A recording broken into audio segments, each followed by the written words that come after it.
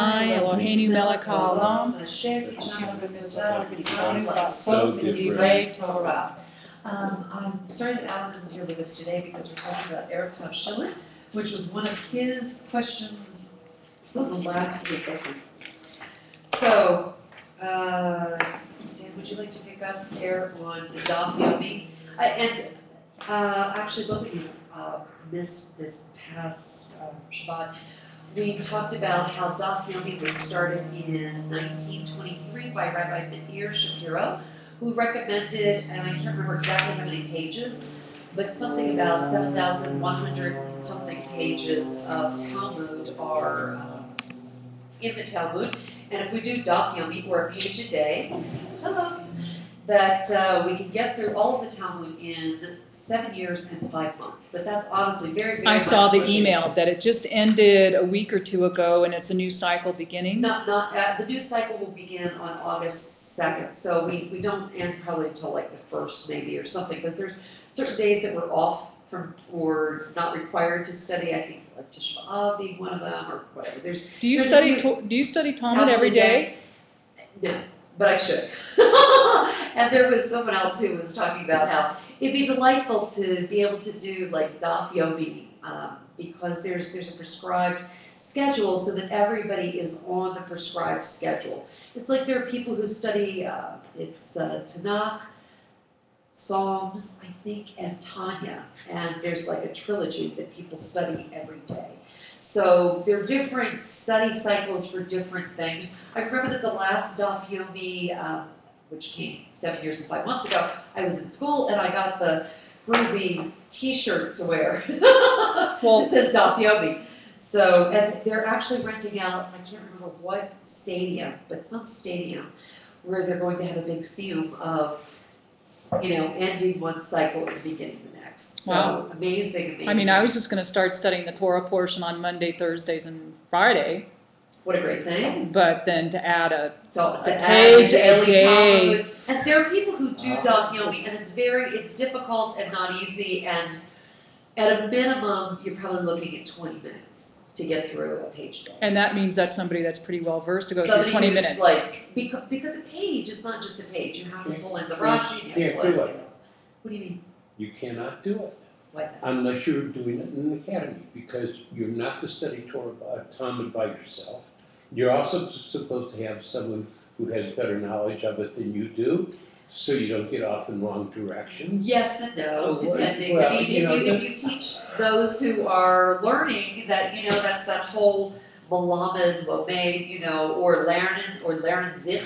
So whether you're Yiddish or Hebrew, it's learning to teach and teach to learn. So I'm learning. I mean, that's my goal of one of the reasons why we do this, and I think that these job too, right? On Tuesdays, when she's teaching Torah, she's really studying Torah and learning Torah. Mm-hmm. So, I mean, to teach to learn, it's all kind of bound up. But the daf is like 4 or 6 pages and these big. It's a singular page. If you have the large size, generally it's a single page.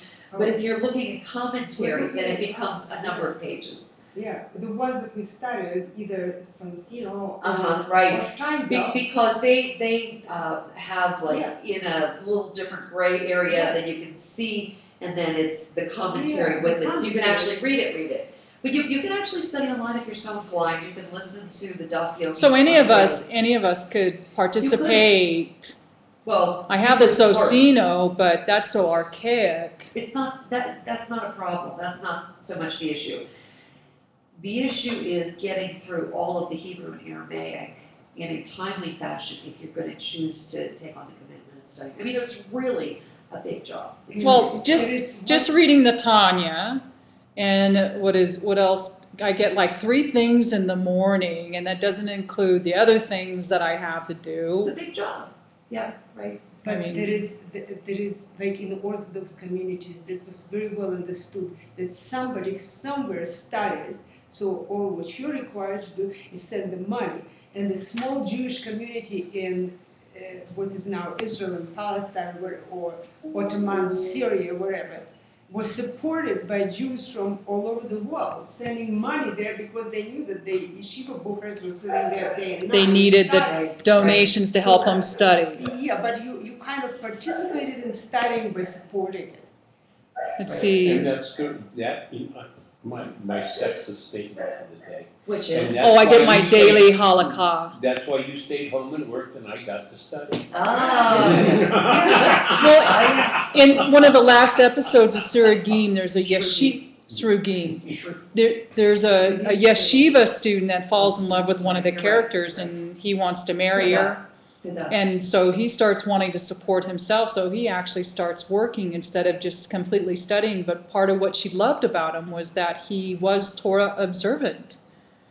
So that winds up ending their relationship because he wants to go to work and she says, money will change you. What to do? Okay, so I thought that was kind of Did fun. you see this? Okay, do you want Judy to begin? if she's here, yes. So we're going to learn about, at least the thought is to It's look at making Eruv sense. Tavshilin today. Beitzah is the daf that we're in. So this daf Yomi does Beitzah as well as Pesachim. It's taking several pieces from Talmud about Eruv Tavshilin. I don't know if you remember when we studied Tractate Eruvim, but there were 4 kinds of Eruvs generally. The borders. Borders or gavuls, kind of things, yes. And if we get to it tiny fast, that's our next section that we're going to look at. So hopefully we'll work our way through Beitzah today. So b'vakash. Eruv Tavshilin.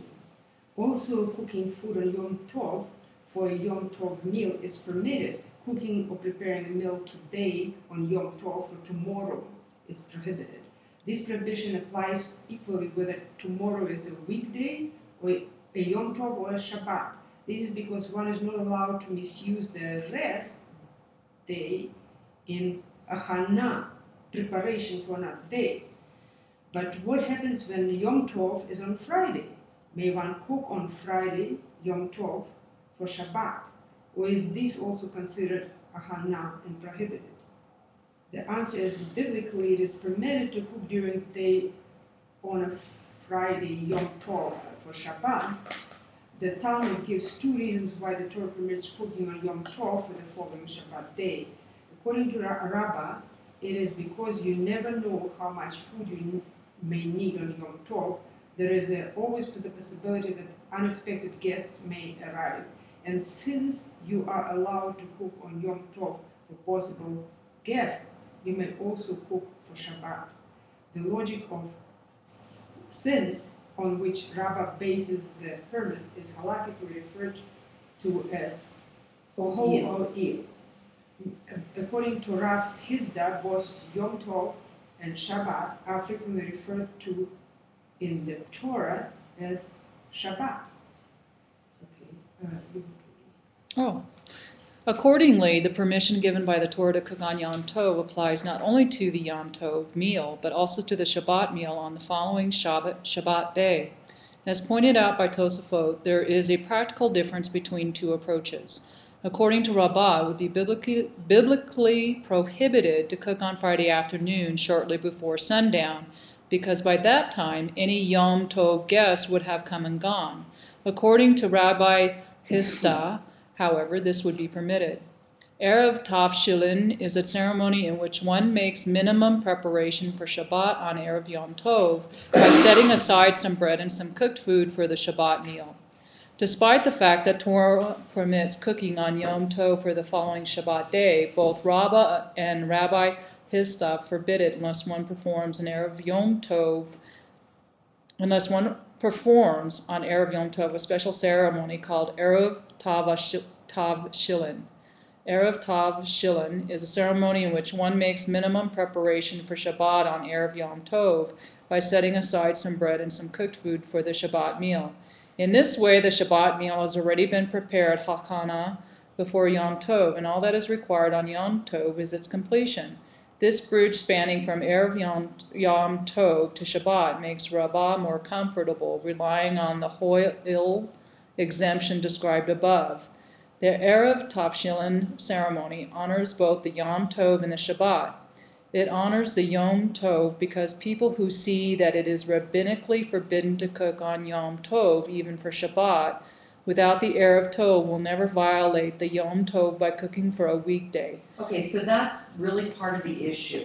So, Now, didn't we say last time that on Yom Tov you can cook for that day itself, as long as it's not Shabbat? so what do you do about You Friday can't to prepare. Saturday? Oh, Right. then you'd So have to that's pay. the Erev Tavshilin. So that's why we're creating some particular way to be able to cook for the next day, because you're only allowed to cook on Yom Tov for the Yom Tov. Okay. So this is a rabbinic loophole. This is the way that you get to cook on Yom Tov, which is on Friday, for Shabbat on Saturday. Yes, right, that's assuming certain things took place before that, according to you. You know, in referring to guests, that they would have already been there, so on, etc., so on and so forth. But let's assume for a moment that you happen to walk into temple on Shabbat. And lo and behold, just because some people happen to just show up for temple, at synagogue, and they have no place in town, to stay and go, and you could bring them to your house. So then it's already Shabbat. Yes. So then you So you allow them to can't sit cook. there. So you allow them to starve. No, Well, You've only prepared food for your family. but and nobody that's else. always the issue, is it not? That's always the issue. Can you cook on Shabbat for Shabbat? And the answer is no. The question on this is, can you cook on Yom Tov for Shabbat? Can you cook on a weekday for Shabbat? Certainly. Yes. Can you cook on a weekday for Yom Tov? Yes. But what about lighting a fire on either Yom Tov? You can't do it on Shabbat, so what do? So always you make extra, you make more, because you hope for guests, right? Isn't that the usual Or you bank Shabbat? you bank your furnace so it doesn't go out. No, But you still it's can't not. cook it. Even if you have like food on a blech, it must be already cooked, and one would keep it warm. That would be the goal of it. But it's most of the people in Orthodox communities will cook enough food For any plenty, guest. for an army, right? Because you never know. It's not as formal as in a modern society where everybody sets a plate and a fork and knife and all that stuff. It's people use that. Do you do it so formal? If you just have extra people, you just move the chairs a little bit and put another plate on it. And this is pretty standard. How can you carry a plate? Are you allowed? Carrying isn't a problem within Within the a Bible. private domain. Because it's, yeah. So, all right, so let's move on, and I think you were there starting with it honors, Let's see. about the fourth or fifth line up on the left. Based on the words of Torah, it honors the Shabbat by focusing one's mind already on the Erev Yom Tov, on the needs of Shabbat, which might otherwise lie unattended in the shadow of Yom Tov. Based on the words of Torah, tomorrow is a day of rest. Bake what you want to bake and cook what you want to cook today. The cooked food, typically an egg or a piece of meat that one sets aside on Erev Yom Tov as part of the Erev, permits one to cook on Yom Tov for Shabbat, and the bread that one sets aside permits one to bake. Okay. Mike, you can pick up the next paragraph there. No, but I'm happy to read it. Thank you. We begin Yom Tov, when Yom Tov begins on Wednesday night. The Eruv, and we do pronounce Tavshilin. Yeah, Tavshilin ceremony is performed on Wednesday, and when Yom Tov begins on Thursday, it is performed on Thursday. In each case, by the head of the household. The bread is, and the bread and cooked food is lifted in one's right hand and blessed. Al mitzvah Eruv is recited. The following text should be read. With this Eruv, let it be permitted for us to bake, cook, insulate, light the Shabbat candles, prepare and perform all of our Shabbat needs on Yom Tov. Even those who eat out on Shabbat and therefore have no need to cook on Yom Tov for Shabbat, are we required to perform Eruv Tavshilin ceremony without a bracha to enable them to light the Shabbat lights on Yom Tov for Shabbat? The So you can see it's not just about cooking, it's also about lighting, right? It's the same issue. The Eruv ceremony should be performed before lighting Shabbat candles. When the first day of Yom Tov is Thursday, the Eruv permits cooking on Friday for Shabbat, but not on Thursday for Shabbat. The challah used for this Eruv should be used as a second loaf, lechem, mishnah, for Shabbat meals, and should be eaten at the third Shabbat meal. Okay, so, and please know that this is like, even though it's based on Talmud, this is really like where we're getting to the halacha. We're getting to the halachic issues here, based on, and we're going to go back and read the Talmud about it shortly. This is going to be tractate Shabbat, right? No, this is going to be tractate Beitzah. Beitzah. So if we look at the front of it, it's Pesachim, Beitzah, on two different pages, and some of it is from Pesachim. So the reason we lit the Shavuot candle from The Havdalah candle is was- because Shabbat is ended, but Yom Tov immediately began. Correct, So as soon as you light Havdalah candles, Shabbat is over. But right, since Yom Tov is already there, you kind of transfer the flame. yes. But the other way around, if the Yom Tov comes before Shabbat, it's whole different ballgame. Correct, correct. So say if we would next time have Shavuot before Before, so if it was Then on we- Thursday night, Shabbat, yeah. so then we would light the candles, and we would, I'm Yeah. wondering, Yom yeah, what would we do? But At the end of Yom Tov, we would probably just extinguish, well, the candles would The be candle will be gone. extinguished, but So, right, so we but would just this- light Shabbat candles. yeah, it Right. looks like it's permitted to light Shabbat candle as soon as if you say this formula, you know. From the formula, yes, but arguably from a halachic standpoint, you would need to say the formula to be able to light Yes. without the formula. But you also know that there's also a caveat, and the caveat is, I'm not sure if it's in here, of course, there's always a caveat, but the rabbis create an Eruv for anyone who forgot. So it's a created kind of in general thing. All right, so, but maybe it's in this next paragraph, but if it's not, I can just tell you that it occurs. Do Yeah, you want I don't to, know. when pray mincha, If when praying Mikha on Evo, Eruv, Yom Erev Yom Tov. Tov in synagogue, realize that you forgot to perform Erev Tavshilin. there is no need to run home. You can either call home and ask a family member to do it for you, or you can do it yourself at synagogue. Okay, so now catch how you're going to do this from synagogue, okay? By setting aside in your mind food at home for the Erev, Eruv. and actually setting aside the designated food when you come home. Okay, so did you see how that was done? You imagine. Exactly, that's exactly right. In most communities, the rabbi will perform the Eruv ceremony and Eruv Yom Tov for all the community members. This ceremony, conducted on your behalf without your knowledge at the time, is based on the principle that a benefit can be bestowed on a person in his absence. Zachin l'adam shelo bifnav.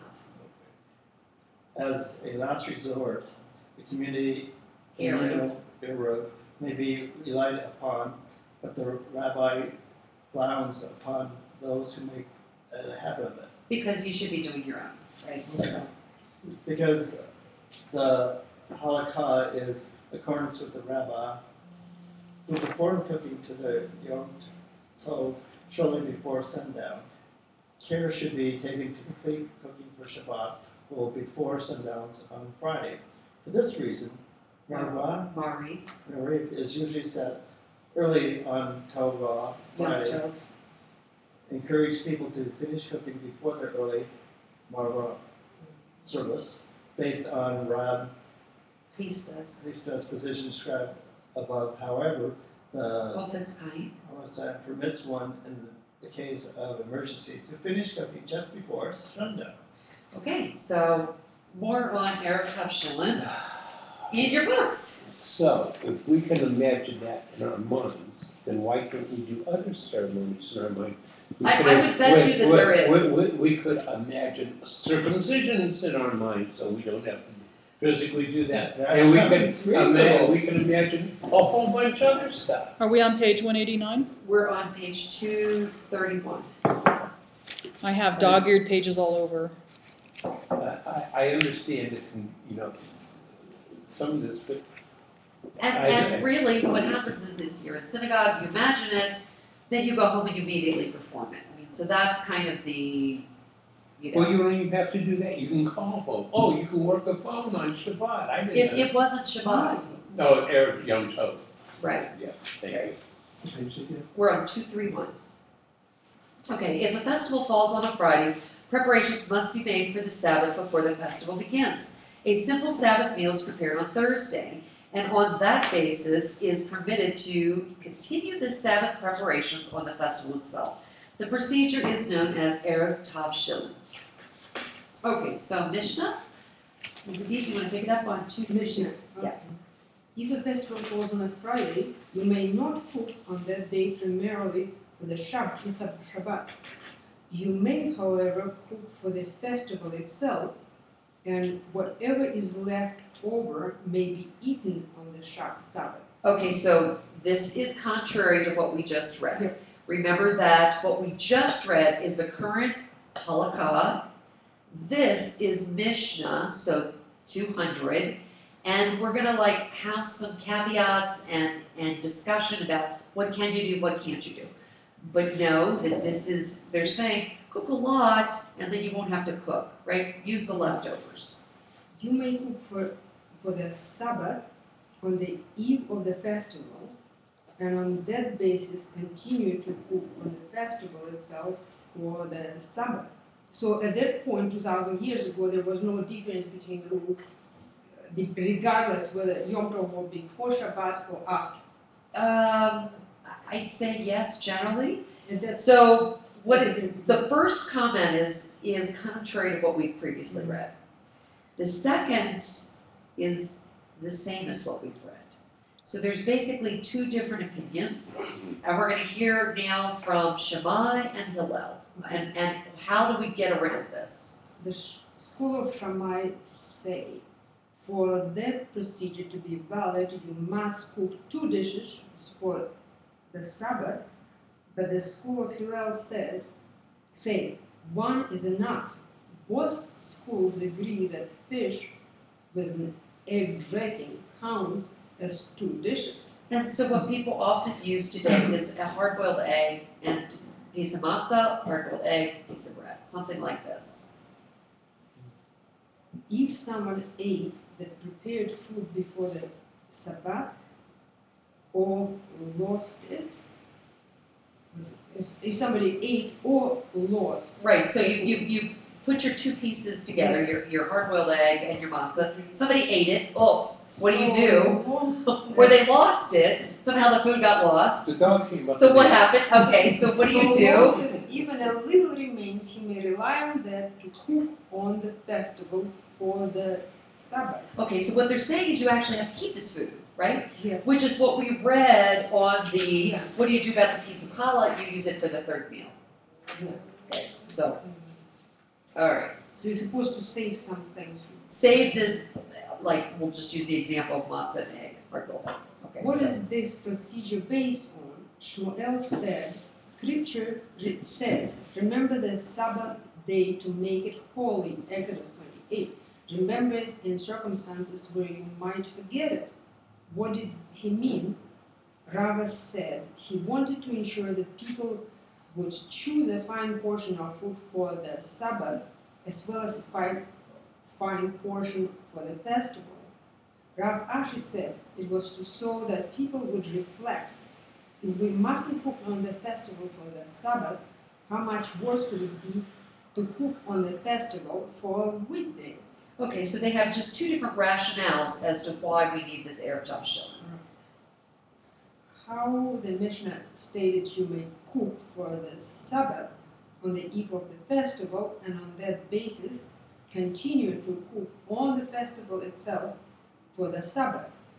That's all right according to Rav Ashi, since he says that it was so that people would reflect, if we mustn't cook on the festival for the Sabbath, how much worse would it be to cook on the festival for a weekday? That is why you may cook on the eve of the festival, but not on the festival itself. But in Rabbi's view, why does it say on the eve of the festival you should be permitted to cook on the festival itself? Rabbi would agree that in principle that would be permitted, if not for the danger that people might be negligent. So the fence around the fence. Okay. The Tana bases the procedure on the story of the manna. Bake what you would bake and boil what you would boil, Exodus 16:23. Rabbi Elazar said, bake on the basis of what has already been baked and boil on the basis of what has already been boiled. From this verse, the sages derived the principle of Eruv Tavshilin. Okay, so this is their proof text where they're getting this procedure from. The rabbis taught. Rabbi Eliezer once said and expounded the festival laws throughout the day. And now you can see a little bit more about Rabbi Eliezer and what his issues might have been. A group of disciples left and he commented, these have large barrels. Barrels, so down there they're saying, They are leaving early because they have so much to eat. okay, that's one way to look at this. A second group left, he said, these have barrels. A third group left, he said, these have pitchers. A fourth group left, he said, these have jugs. And the fifth group left, he said, these have jars. When the sixth group got up to leave, he said, a curse on these. He Okay. gave- So what he's saying, each group is getting up and leaving. And he's expounding the festival laws throughout the day. But he's got groups of people who are getting up and leaving him. So he's a little upset when the sixth group gets up to leave. And he says, a curse on those. And then, Is it that each group of the had too much to eat? that's at least one argument as to why they're getting up. And the people who are getting up a little later, they had less to eat, so maybe they didn't have to leave so early. Okay. He gazed. Okay, he gazed at the remaining disciples and their faces pale. The curse is not on you, my children, he said, but on those who left, for they have abandoned the everlasting for the ephemeral. When he finally dismissed them, he said, go eat choice foods and drink sweet drinks, and send portions to whoever has nothing prepared, for the day is holy to our Lord. Do not be sad, for your rejoicing in the Lord is the source of your strength. Okay, so now we're going to learn a bit more about that abandoned, the everlasting for the ephemeral. Okay, Thing. Okay. A teacher commented, they have abandoned the everlasting for the ephemeral. Surely it is a mitzvah to rejoice on the festival. Rabbi Eliezer is consistent with his own position, for he said that rejoicing on the festival was optional, as a Baraita states. Rabbi Eliezer said, on a festival a person should either eat and drink all day or sit and learn all day. You can't do both? Well, read Rabbi Joshua. But Rabbi Joshua said, divide it, half for God, half for you. Okay, so this is Rabbi Eliezer's position. Drink and eat all day, or sit and learn all day. Okay. Rabbi Joshua has the Solomonic. So I'm going to sit there and drink all day and get drunk and say, this is for God. This is a festival. Uh-huh. And on Purim, maybe there would be some advantages. Rabbi Yohanan observed they both interpreted the same verses. Scripture says, a gathering for the Lord your God, Deuteronomy 16:8, but it also says, a gathering for you, Numbers 29:35. How can that be? Rabbi Eliezer thought it must be entirely for God or entirely for you. Rabbi Joshua thought, divide it half for God and half for you. Okay, so this explains at least their different positions. I have a major problem with this. They were taking this from this book and this from this book. And you're slapping together. That's, let's go back to my wonderful example, Gone with the Wind. I'll take a little bit from chapter 1 and a little bit from chapter 7 and a little bit from chapter 14. Hey, we'll follow it. It's the same thing. Okay, so your argument is that in the, You're talking Deuteronomy 6:18, then you're jumping into Numbers 29:13. So you're grabbing stuff from two unrelated portions. true, but my guess is it's probably Gezerah Shava, because both of them are using the word gathering.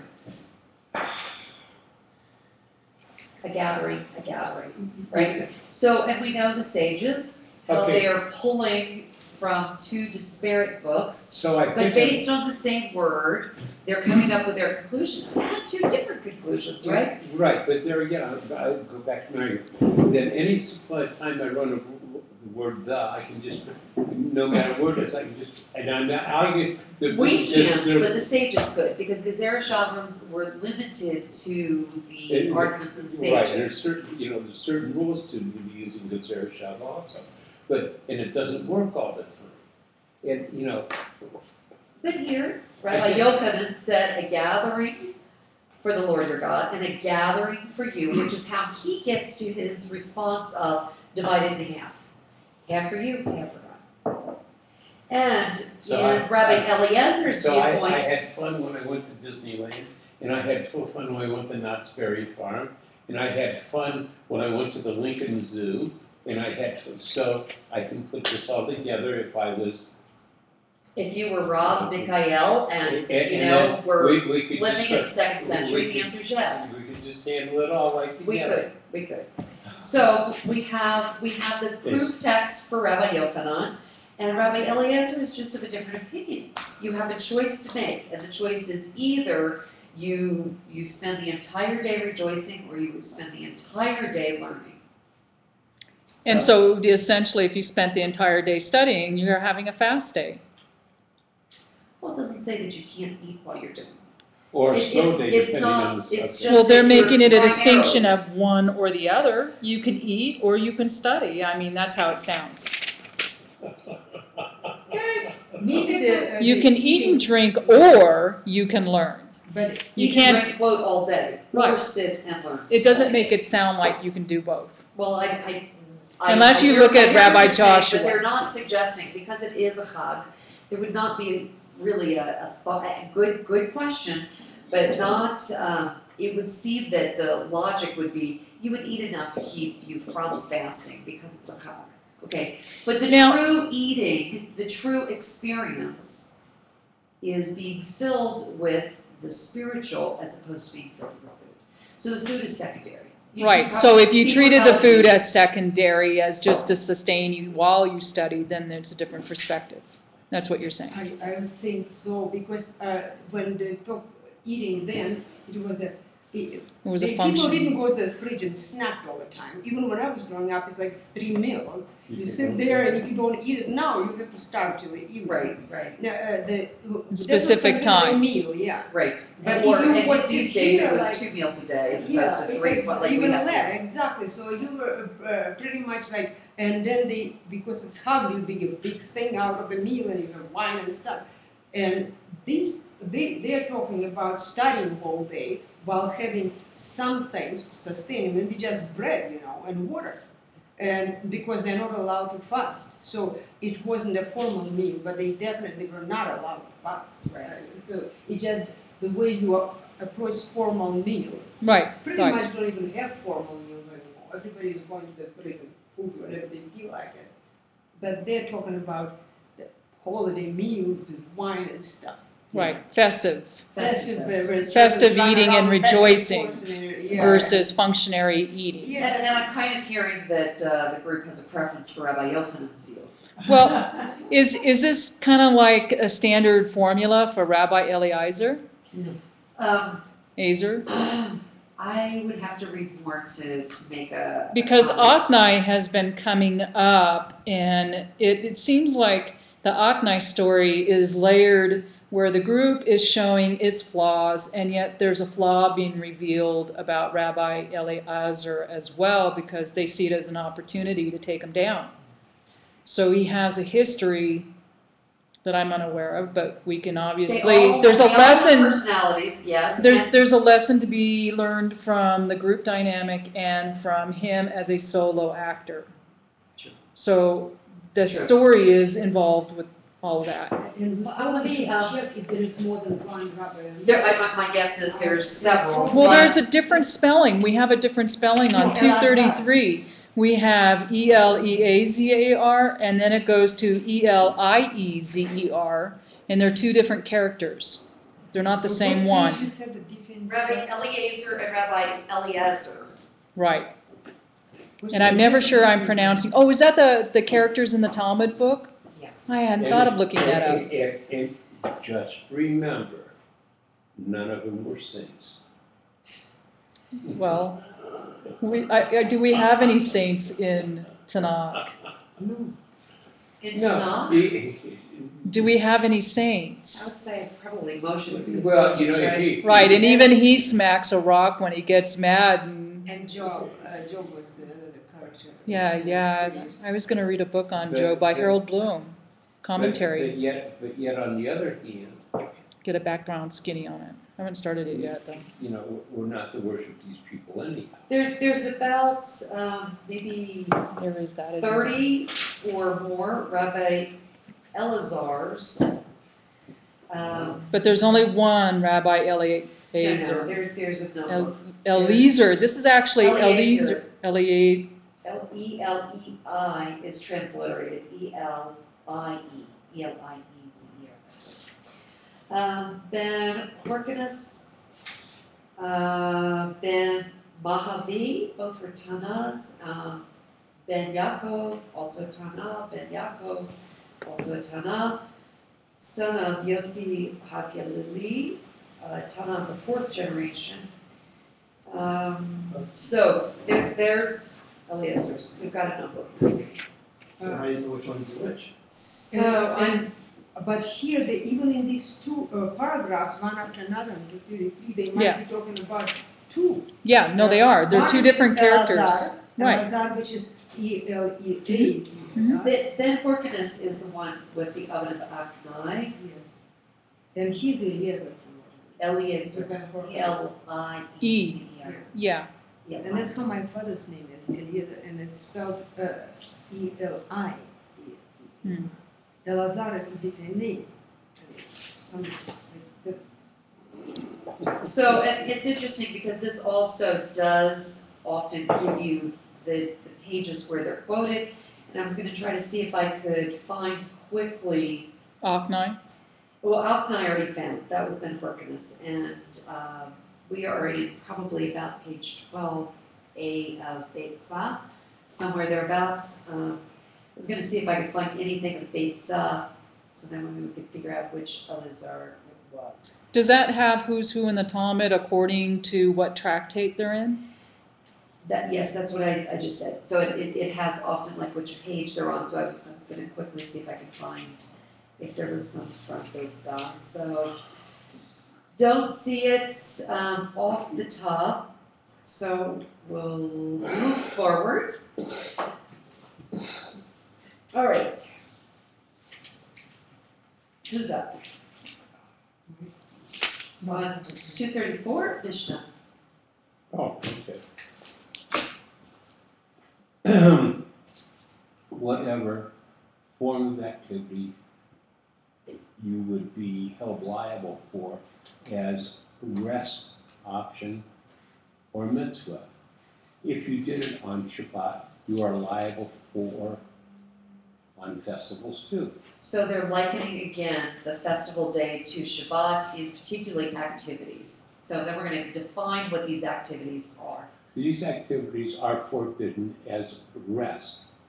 Climbing trees, riding animals, swimming, clapping hands or thighs in time with music and dancing. These activities are forbidden as option, adjudicating, Betrothal. Chalitza. No, you can't do that, then levirate marriage. Chalitza is a ceremony for refusing the levirate marriage, isn't it? Yes, the sandal and the spitting. Yes, spitting in the shoe or sandal, whatever. It's not any divorce, just the bride. It's specifically on, yes, I believe so, although we probably should look it up on the, you know, Judaica library, but yes, Chalitza is a specific ceremony which has to do with spitting and whatever, not wanting to marry the brother of the guy who died without children. Right. Okay. These activities are forbidden as a mitzvah, consecrating, valuing for consecration, declaring haram, separating truma and tithe. So you can't excommunicate somebody on a festival. Darn. Darn, okay,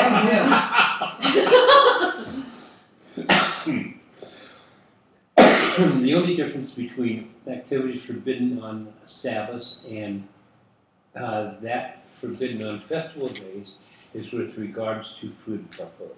Okay, and now this is, remember again, Talmud, not our halakhic source, which would be Shulchan Aruch. So there are going to be more differences, but according to Mishnaic times, in the year about 200, they're pretty much the same except with regard to food preparation. Okay, so I'm going to read just the footnote real quick here. Rest and option are used here in the technical sense of activities forbidden by the rabbis, though not by written Torah. The distinction between them is not clear and is really not currently of later halachic significance. So, do you want to pick up tomorrow?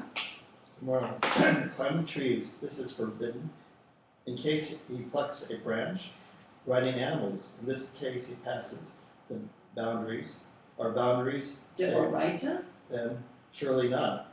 The reason for the prohibition must be in case he cuts off a branch or he uses it as a spur. Okay, so in terms of climbing trees, why is it forbidden to climb trees on a festival, at least according to this? Because you may actually accidentally pull a branch away.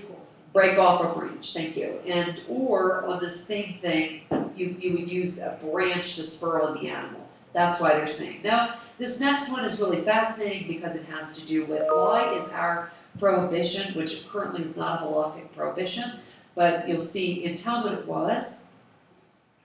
Swimming, in case he makes a swimming clapping hands on thighs, dancing in case he mends a musical instrument. Okay, so that's really the bottom line and fundamental issue because they were concerned that people might Break mend a an guitar instrument, string. break a guitar string and then want to repair it. Right. However, even between Talmudic times and the times after that, there was a discussion, I believe Tosafot, that said, in our day, people aren't smart enough to figure out how to mend on a Shabbat, so we're really not worried about it.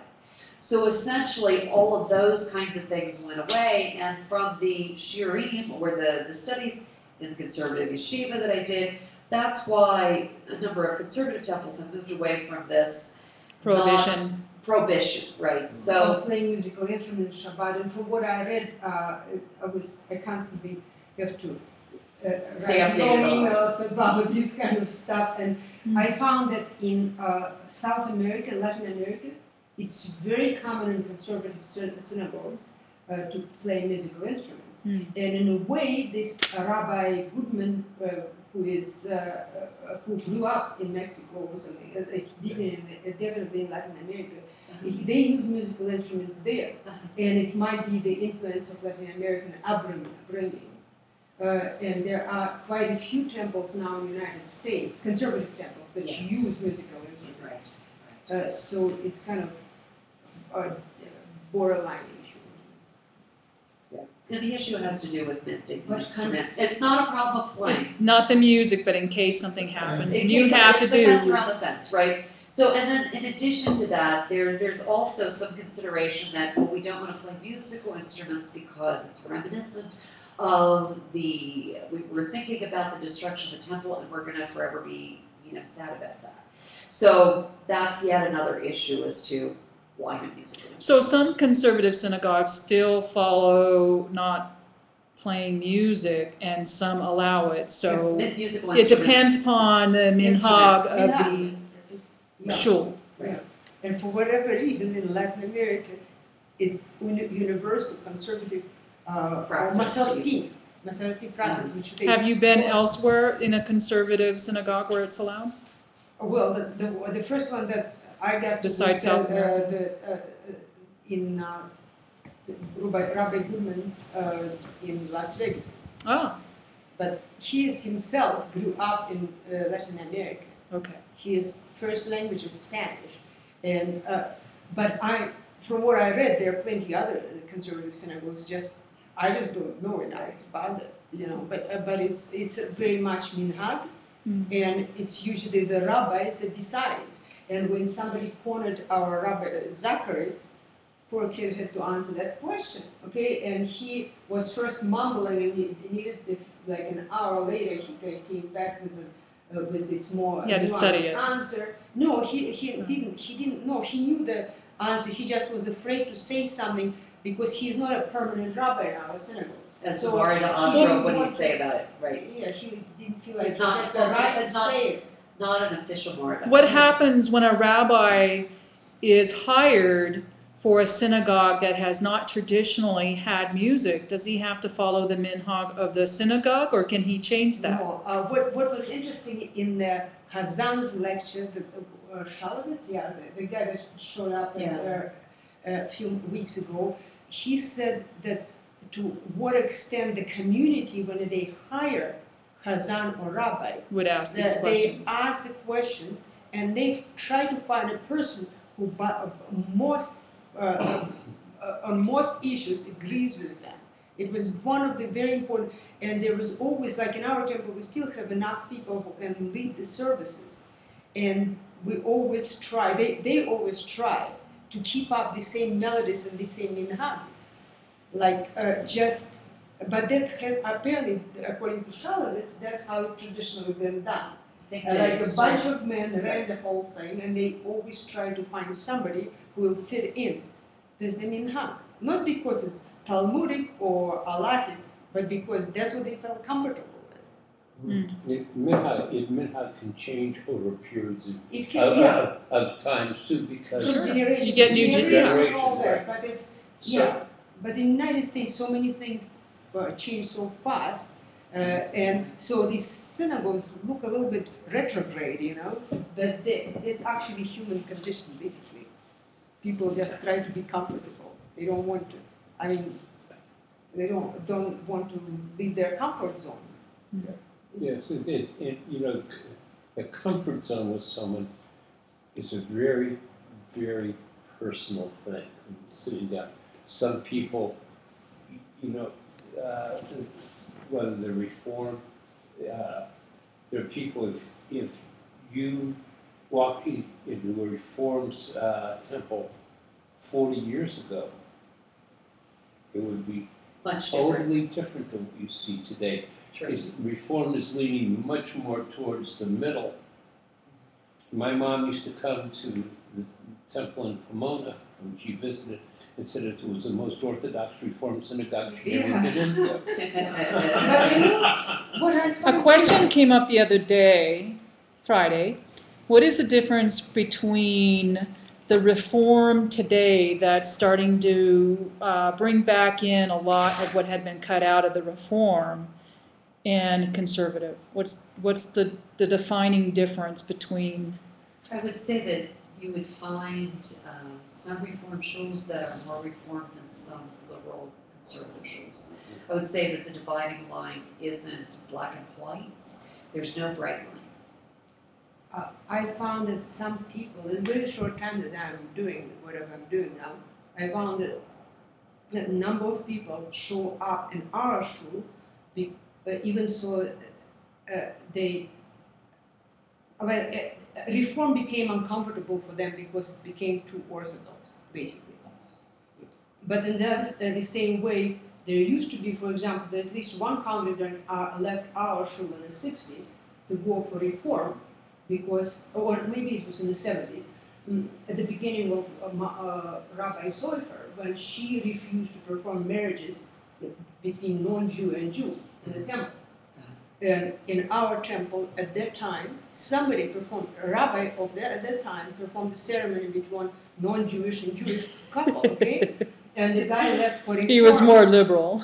Exactly. No. He was more The conservative. guy that switched the temple. At the conservative temple would marry Jew and non-Jew. At the time. But the reform wouldn't at the Right, time. So- but so wouldn't that some make the people have- conservative more liberal?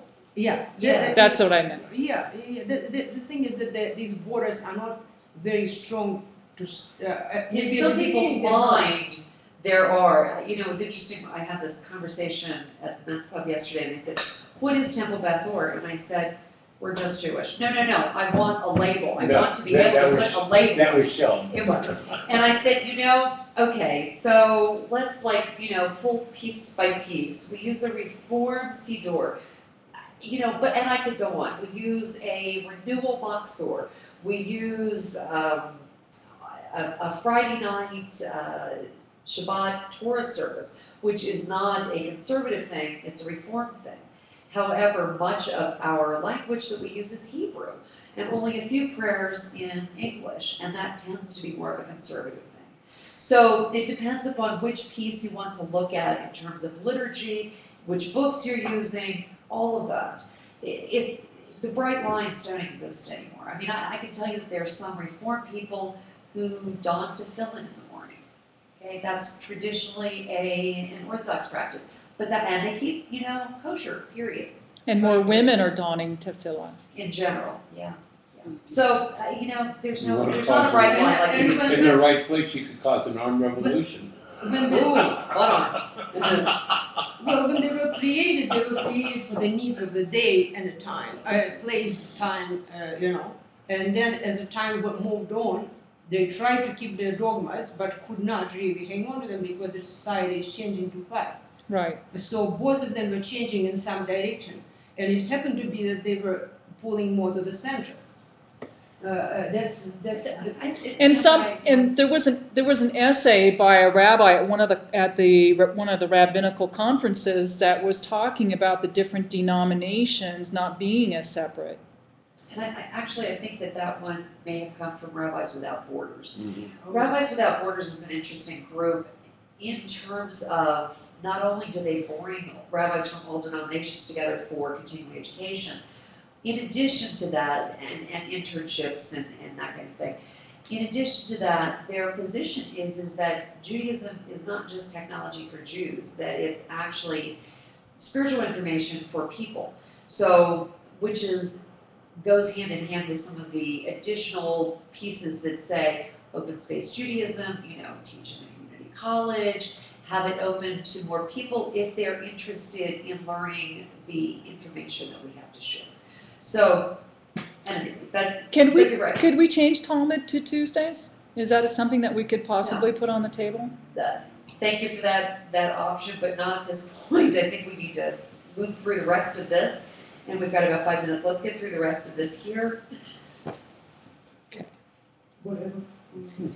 Okay, so we're here at the bottom. We have clapping hands or thighs, dancing. Yep. Okay? Mhm. So in case the person mends any musical instrument. All right. These activities are forbidden as an option. Adjudicating is a mitzvah. Isn't it? Isn't it a mitzvah? To adjudicate. So they're forbidding certain things, even though they're mitzvot, and saying, no, even though it's a mitzvah, you can't do it on a holiday. Okay, the Beitzah covers a case where a better judge is available, so it would not be a mitzvah for this one to judge, the betrothal. But it is a mitzvah to marry. The Beitzah covers a case where he already has a wife and children.